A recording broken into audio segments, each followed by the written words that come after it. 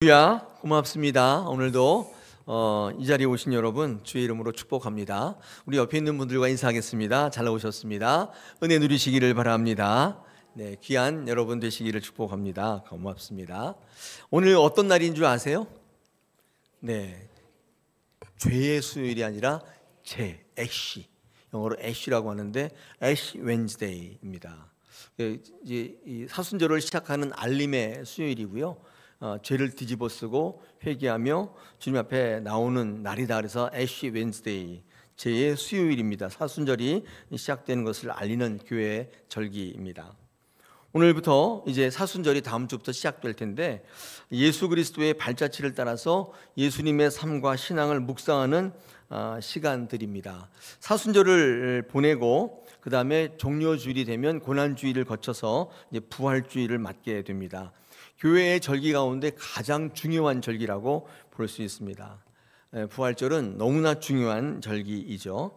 자, 이 부활절을 우리가 생각할 때에 예수 그리스도의 고난의 십자가를 뗄래야 뗄 수 없기 때문에 오늘 고난을 예고하시다는 제목을 가지고 애쉬 웬즈데이에 주님 주시는 말씀으로 같이 나누겠습니다.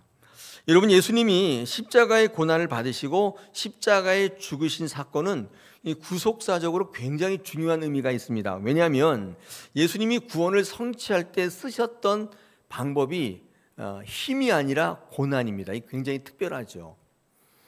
주님은 모든 힘을 다 가지고 계시고 모든 것을 다 하시는 전지전능하신 하나님이시잖아요. 이 땅에 악한 것들을 다 멸하실 때 능력을, 힘을 사용하실 것 같은데 굉장히 의외죠. 고난을 통해서, 고난을 받으심으로 이 구원을 성취하셨습니다. 그러니까 힘으로 이루는 구원이 아니라 고난을 통한 구원을 이루셨죠. 여러분, 이것은 그런데 예전부터 이미 예고되어 있는 하나님의 구원의 원리였습니다. 레위기 11장 11절에 육체의 생명이 피에 있다 이렇게 말씀하시고, 생명이 피에 있기 때문에 피가 죄를 구속한다 이렇게 말씀하셨어요. 그러니까 구약에 이미 이 예수님의 십자가 고난을 통해서, 이 피를 통해서 구원이 있을 것이라는 것을 예고하셨습니다. 그러니까 예수님이 고난 받으시는 것은 힘이 없어가지고 고난받고 죽임을 당한 게 아니라 하나님의 구원의 방법이 이 피에 있기 때문에 고난에 있다는 거예요. 희생에 있다는 거예요. 이 방법을, 이 구원을 이루시는 거예요. 그러니까 우리가 볼 때는 이해가 안 가죠. 이런 구원에 이르게 하는 제사는 그래서 이 말로서의 회개만을 통해서 이루어지는 게 아니라 책임과 대가를 요구하신다. 즉 희생과 헌신을 요구하시는 거예요. 그러니까 이게 피의 제사가, 십자가가 우리의 삶의 구원을 이루는 구체적인 방법으로 어떻게 드러나냐면 우리의 사명과 헌신과 희생을 통해 드러난다는 것입니다. 우리 신앙생활을 할 때 우리가 얻고 누리는 권리만이 중요한 게 아니라 우리가 반드시 해야 될 책임과 사명이 있는데, 이게 왜 중요하냐면 그것을 통해 구원을 이루시기 때문에 그렇다는 것입니다. 여러분, 신앙할 때 얻는 거에 집중하는 신앙보다도 내가 어떻게 하면 하나님을 기쁘시게 할까, 이 사명을 생각해 보는 신앙도 굉장히 중요합니다. 왜냐하면 그것을 통해 여러분에게 구원이 임하시기 때문에 그렇습니다. 희생과 헌신을 요구하는 것 때문에 예전에는요, 죄를 전가할 수 있는 동물의 피로 제사를 지냈다고 그래요. 이 유월절 어린 양의 피, 우리 있잖아요, 유월절 출애굽할 때 유월절에 이 유월절 어린 양의 피를 이렇게 내서 문설주와 임방에 바르면 그 집은 구원을 얻잖아요. 유월절 어린 양의 이 피는 예수 그리스도의 흘리신 보혈을 의미하는 거죠. 이미 구약에 어떻게 구원을 받는지 이미 예고가 된 거예요. 예고가 되어 있다. 어린 양 예수께서 고난을 받으시고 죽임을 당한다. 그리고 3일 만에 부활한다. 그 예언의 구원의 방법이 반드시 이루어지는 거죠. 자, 이러한 하나님의 구원의 원리는 성경에 나와 있는 예언일 뿐만 아니라 이 시대에 신앙하는 모든 사람에게도 굉장히 중요한 의미를 갖는다는 것입니다. 왜냐하면 여러분이 구원받는 사역도 능력으로 되는 게 아니라, 여러분이 어떤 일에 대한 공로나 업적으로 되는 게 아니라 섬기고 헌신하고 희생하는 거 있잖아요. 내가 사명을 감당하는 거, 여러분, 사명 감당하다 보면 내가 드리게 돼요. 내가 헌신하게 돼요. 내가 손해보게 되거든요. 사명 감당하는 삶은 반드시 그래요.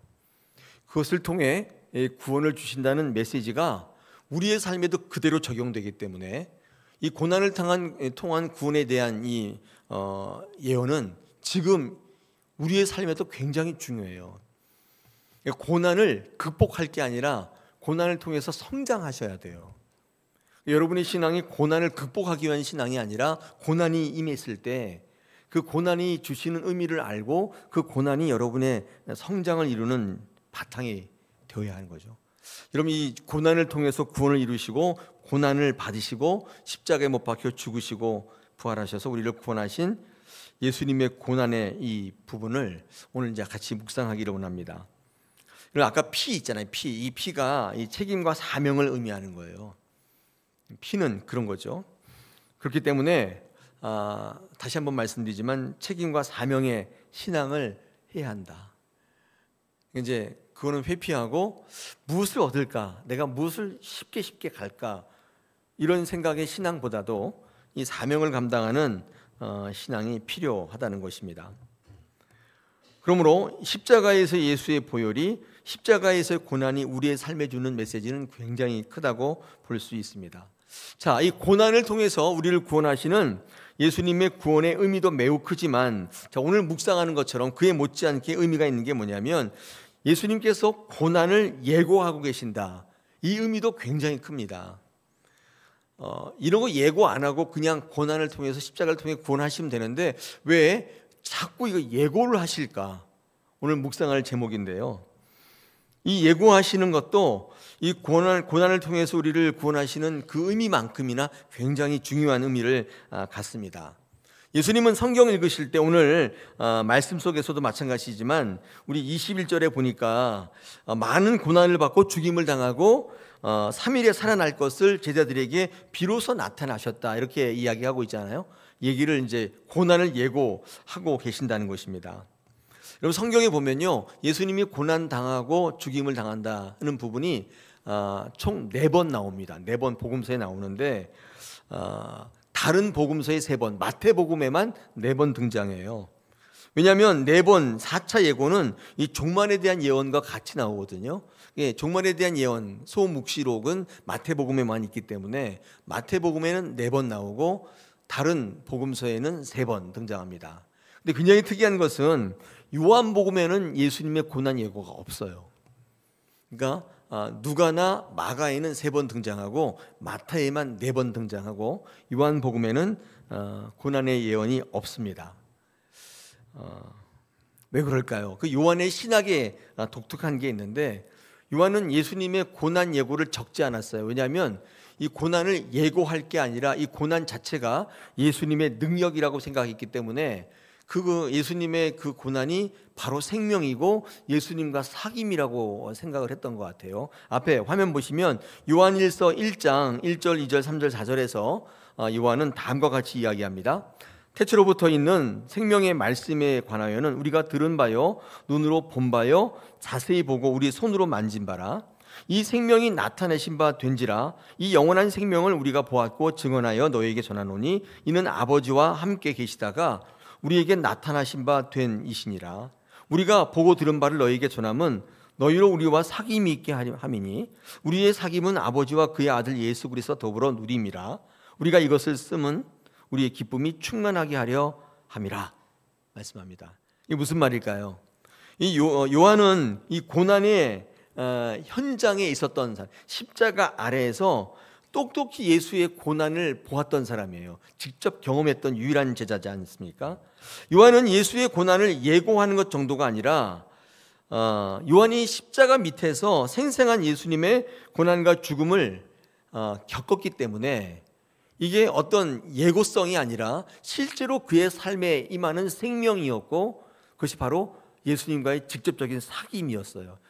고난 예고 같은 거 하지 않아요. 그냥 그 자체가 생명이라고 얘기하고 그 자체가 하나님과의 교제라고 이야기합니다. 그래서 고난 예고가 없어요.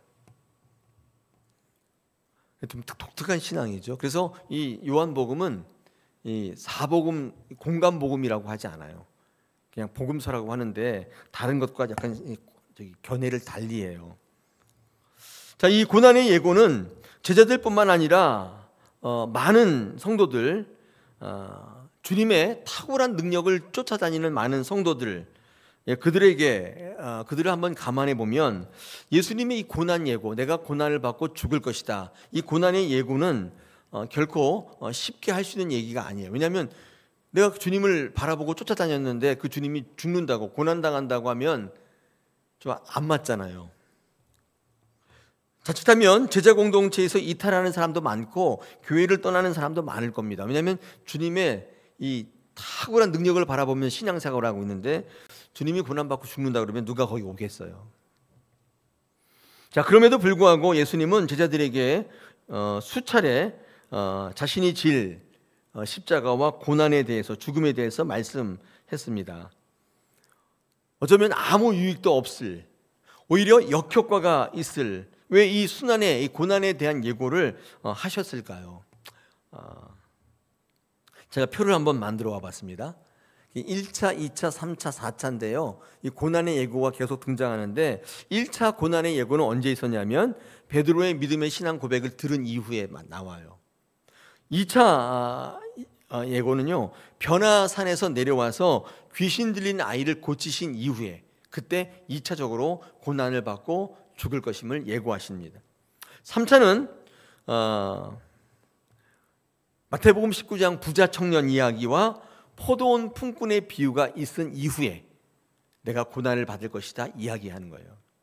그 다음에 마태복음에만 있는 4차의 고난의 예고는 이스라엘의 심판과 종말에 대한 설교를 마치신 이후에 등장해요. 자, 이렇게 고난의 비유가, 고난의 선고가 나옵니다. 자, 그렇다면 왜 이런 고난을 예고하셨을까?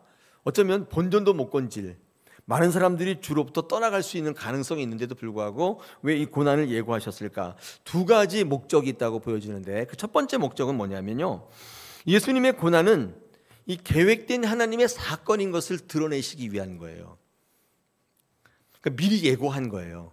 미리 예고했다는 것은 예수님의 고난이 우연한 일이 아니라, 어쩔 수 없이 벌어진 일이 아니라는 사실을 알게 해요.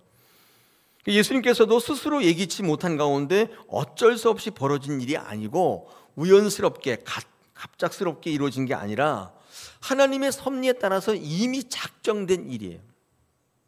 그래서 예수님의 순종과 헌신을 통해서 이루어진 일이라는 사실을 드러내기 위한 거예요. 미리 예고하셨기 때문에 우연한 일이 아니라는 거예요. 상황이 불가피하기 때문에 예수님이 고난당하신 게 아니에요. 예수님이 능력이 없기 때문에 고난당한 게 아니라 이미 계획된 일이에요. 이것을 알려주기 위해서 이미 미리 예고하신다는 것입니다. 또한 예수님의 고난은 예수님이 돌아가신 이후에 예수님의 죽음을 미화하고자 그의 추종자들이 억지로 만들어낸 자기 방어 논리나 변명이 아니라 지금 말씀드린 것처럼 이미 계획된 사건이에요. 무슨 말이죠? 하나님의 구원의 방법이고, 하나님의 이 구원의 방법을 예수님께서 자발적인 순종과 헌신을 통해 이루어진 사건인 것을 이후에 많은 사람들이 신앙생활할 때 확실히 믿게 하기 위한 목적이 있어요. 미리 예고하시는 거예요. 미리 예고 안 하셨다면 그런 일이 있으면 어떻게 해요? 잠깐만, 제가 생각 못했네요. 그런 일이 될까 봐, 그렇게 얘기할까 봐 미리 예고하세요. 주님은 고난당하실 것이다, 십자가에 못 박혀 죽으실 것이다, 이걸 미리 예고하는 거죠. 이런 목적이 있습니다. 두 번째 목적이 있는데 그건 뭐냐면 제자들도 자신들에게 주어진 십자가의 고난을 능히 감당하기 위해서 앞으로 제자들의 갈 길을 미리 예고하는 거예요. 예수님의 고난과 죽음의 시작은 이 공생애의 일대의 전환점을 이루는 이 베드로의 신앙 고백 이후부터 주어지기 시작해요. 예수님의 이 베드로의 고백이 뭐죠? 예수님께서 묻잖아요, 제자들에게. 내가 너한테 누구냐? 이렇게 물었잖아요. 여러분, 이거 언제 묻는다고 그랬죠? 이게 그냥 서먹서먹 관계에서 묻는 게 아니잖아요. 조금 친해지고 관계가 깊어지는 시점이잖아요. 그때 이 질문을 이제 하게 되는데, 이 질문 다음에 왜 내가 고난받고 죽임을 당할 것인가를 예고하냐면, 예수님과의 이 관계가 깊어지는 게 그릇된 방향으로 가지 않기 위해서요. 이게 무슨 말이죠? 내가 예수님과 관계가 깊어지면 아싸, 이제 주님께 좋은 걸 얻을 수 있겠구나, 내가 제자 되기를 잘했어, 이렇게 생각할 수 있잖아요. 관계가 깊어지니까. 근데 관계가 깊어질 그쯤에 뭐라고 말씀하냐면, 내가 고난받고 십자가에 못 박혀 죽임을 당한다. 그러면 제자들이 엥? 이거 뭐야? 이렇게 생각했잖아요. 그러면서 너희가 제자 되는 목적이, 방향이 뭔지를 분명히 얘기해 주는 거예요. 내가 십자가를 지고 고난받는 것이 바로 너희가 걷는 길이다. 이걸 알려줌으로써 그들이 제자된 방향을 그릇되이 잡지 않게 해줘요. 그걸 알고 가게 만든단 말이에요.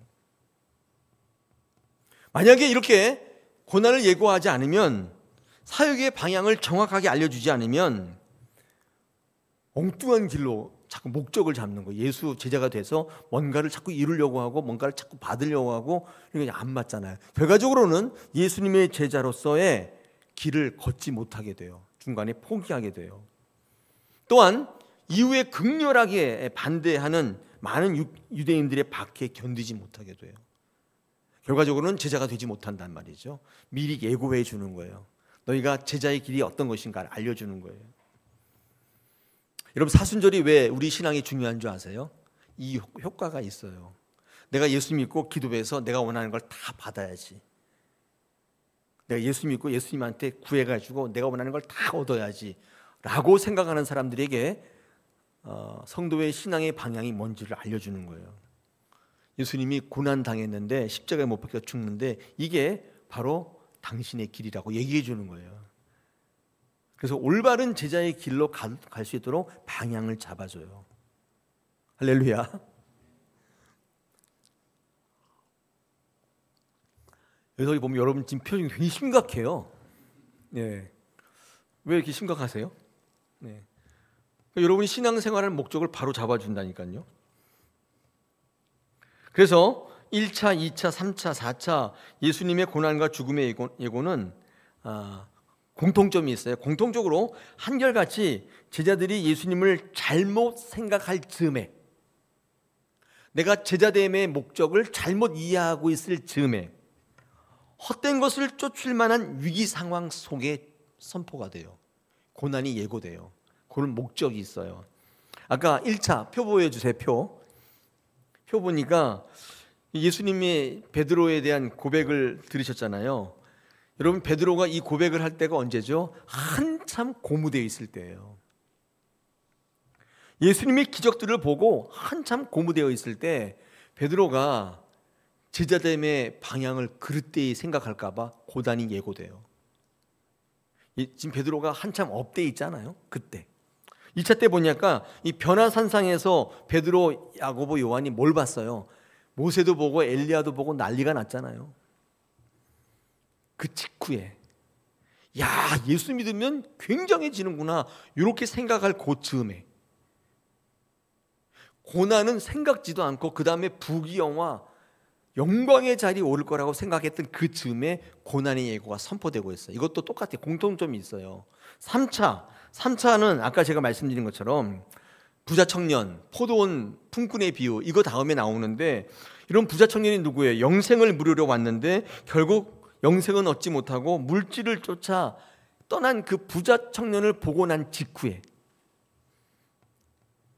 포도원 품꾼 비유 뭐예요? 일찍 오나 늦게 오나 품삯이 같다는 이 포도원 비유를 보고 난 다음에 그때 제자들에게 제자가 어떤 사람인지를 알려줄 때 이 고난을 예고한다고요. 부자 청년처럼 물질이 없을 것이다. 고난이 있다는 거예요. 너희가 열심히 노력했다고 해서 더 받는 게 아니라는, 이 제자의 원리를 설명할 때 고난이 예고되고 있어요. 그러니까 많은 사람들이 방향을 이렇게 잡으려고 했다가 수정하는 거죠. 아, 이게 제자가 아니구나, 이게 예수를 믿는 게 아니구나. 우리 4차 예고에도 마찬가지입니다. 세상의 종말이 어떤가를 들은 이후에 그때 고난이 예고되고 있는 것입니다.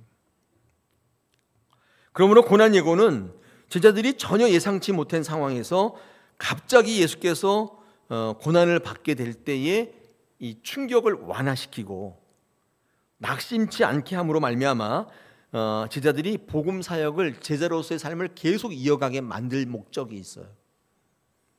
그러므로 이 고난의 길은 주님만이 아니라 제자들이 가야 하는 길이라는 사실을 명기시켜줘요. 여러분 신앙 가운데 고난이 예고되어 있지 않으면 그릇된 방향을 잡는다고요. 내가 예수 믿어서 한번 잘 살아봐야겠다. 그릇된 방향을 잡게 될 때 그때 고난이 예고되는 거예요. 아까 제가 있잖아요. 고난 예고하면 교회 안 다닐 분도 있어요. 내가 예수 믿는데 십자가에 달려 죽을 거다. 여기 떠나갈 분들이 있단 말이에요. 나 그러면 예수 안 믿어. 내가 뭐 하려고 예수 믿어? 내가 잘 돼보려고 예수 믿는데 그건 뭐 예수 믿냐? 이런 분들이 있을 거 아니에요. 여러분, 이 위험에도 불구하고 고난이 계속 선포되고 있는 이유, 예고가 되고 있는 이유는 그것으로 얻는 유익이 더 크기 때문이에요.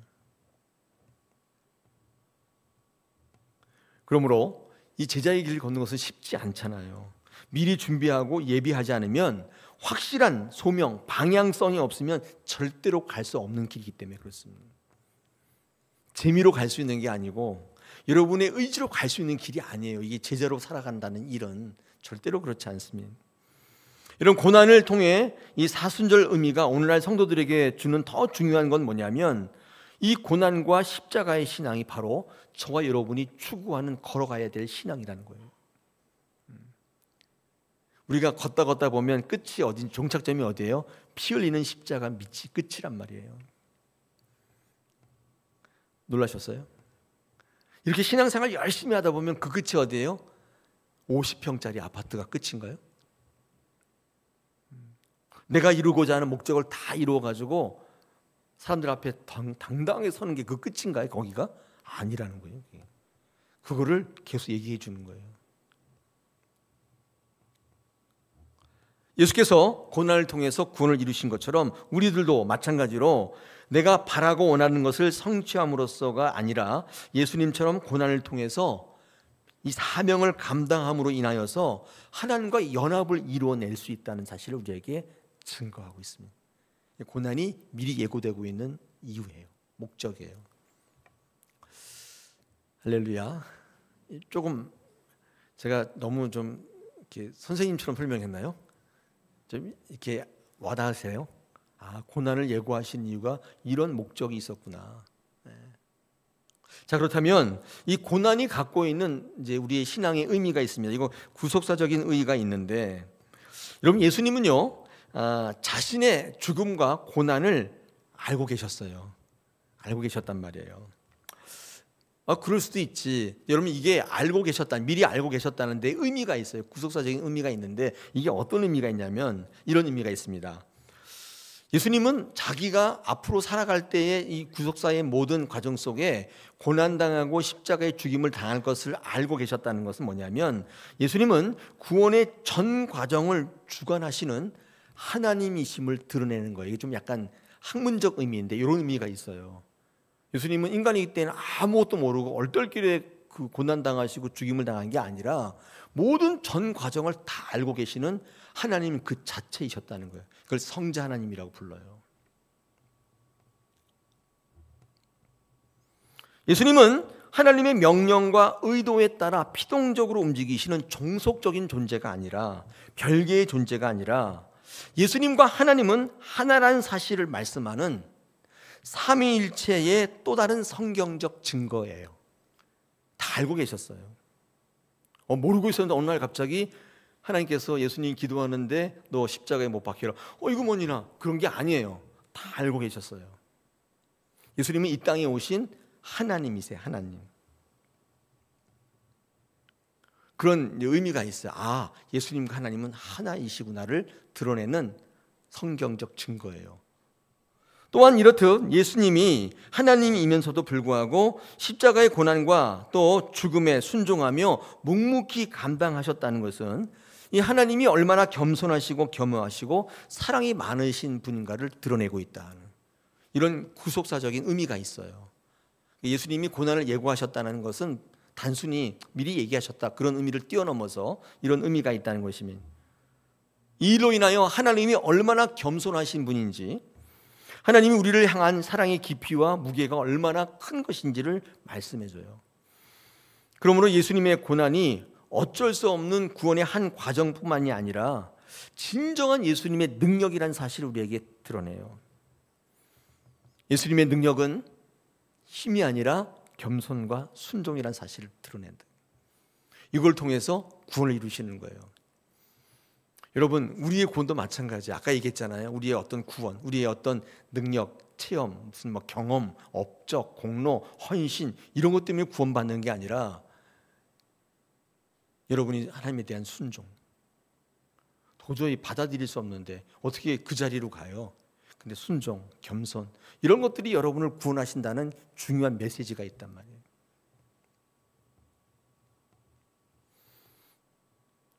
예수님의 고난과 죽음에 대한 예고는 예수님의 하나님의 순종의 극치를 보여주는 것입니다.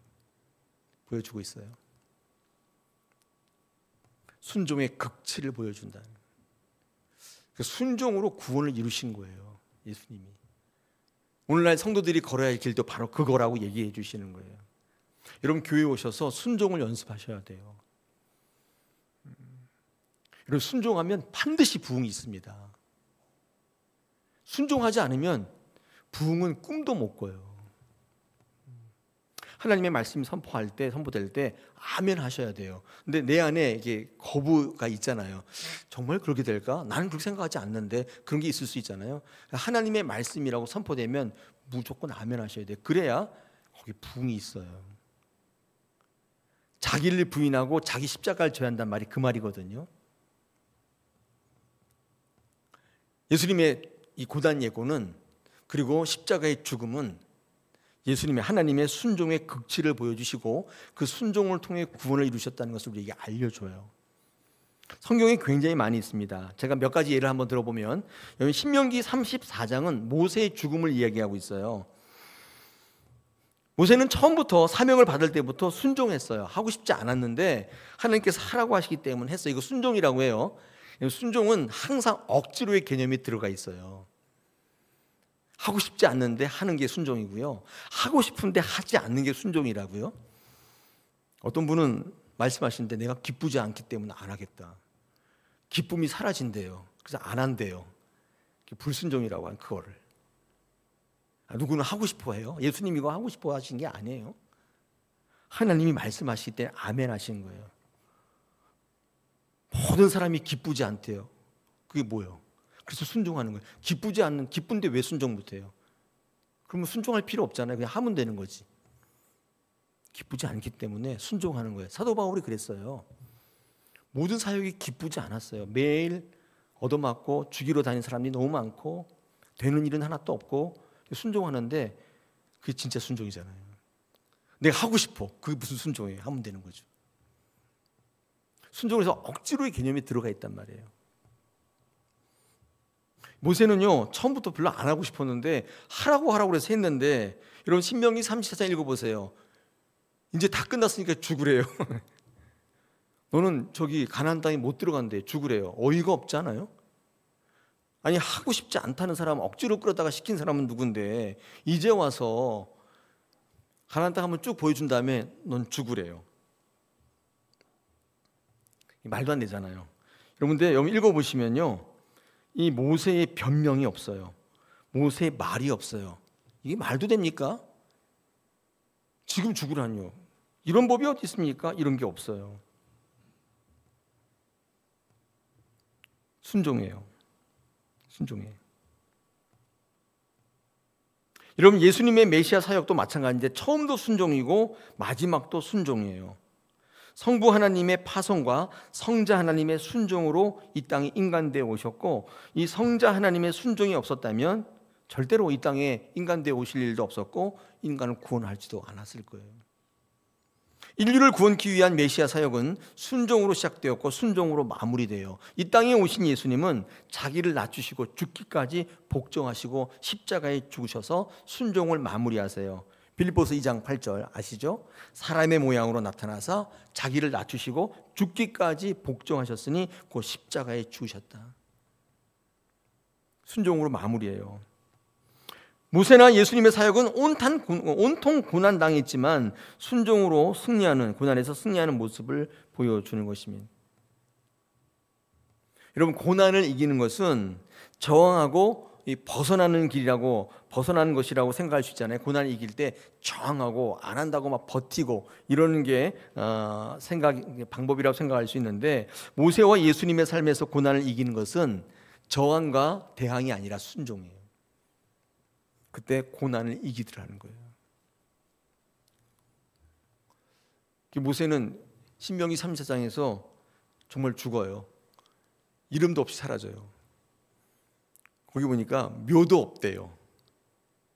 그러니까 민족을 그렇게 이끌었던 제1인자, 민족의 국부의 모세의 종말치고는 굉장히 이상해요. 적어도 가나안 땅을 한번 밟아봐야 되는 거 아니에요? 그렇게 애썼는데.